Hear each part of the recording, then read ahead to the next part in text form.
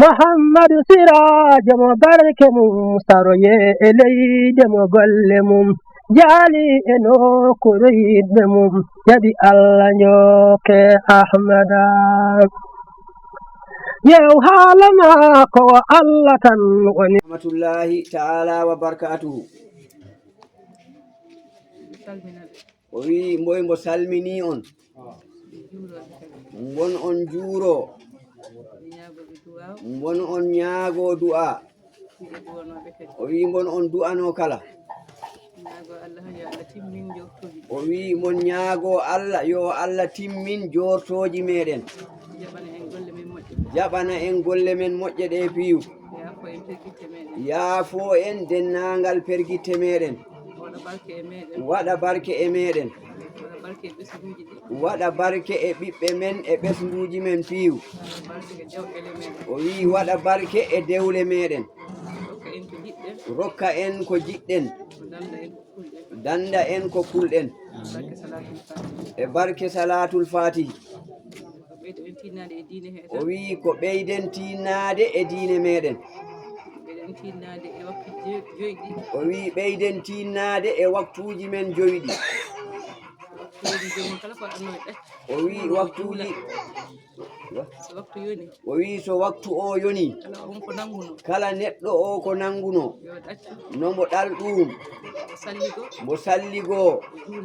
mo juula waktu o o wi denen waktuji ɗi no moƴƴi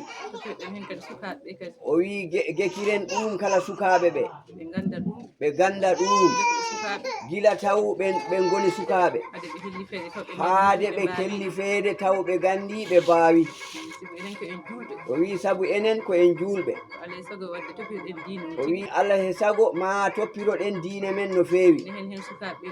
ne en kala sukaɓe ɓe needi moƴƴiri taw ko e needi l'islam janginen ɓe gila taw ɓen goni cukaloñ o wi ɓe mawnida heen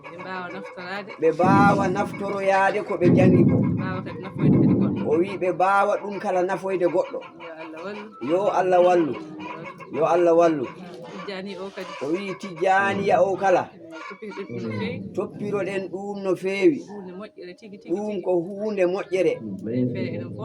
baɗen feere enen piiw nangen kala mo nangano nanga enen piiw kala gonen wirdoɓe ɗum kala ina walla e diine he buyi yo Allah wallu o wi on jarama mo salmini on mo salmitima on kala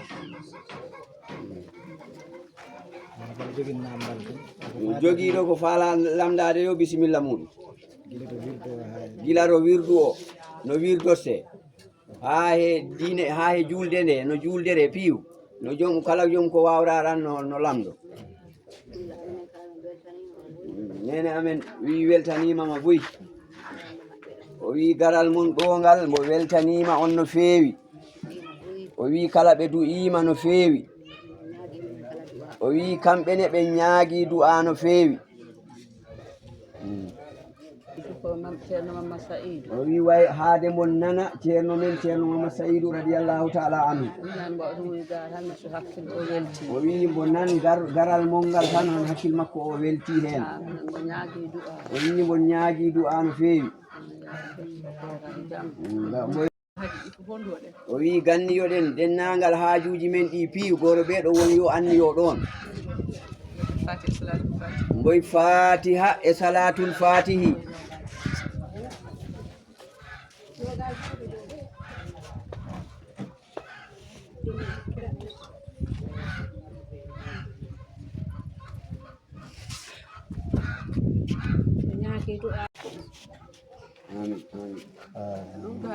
Allah humto haajuji ɗi piiw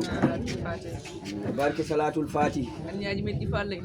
o wi anniyaji meɗen ko ganniɗen ɗo ko pi Allah in humpiri ɗum haajuji men kala ɗi jogiɗen ɗi derɗi heɗi yaayi ɗi pi Allah e humpiri o wi ɗin piiw noon en kolli ɗum Allah yo Allah humtan en haajuji ɗi piiw e barke salatul fatihi اللهم صل على سيدنا محمد سراج mo barke mum saroye e leyde mo golle mum jaali eno koroyidɓe mum jaɓi allah njoke ahmada yew haalama ko allah tan woni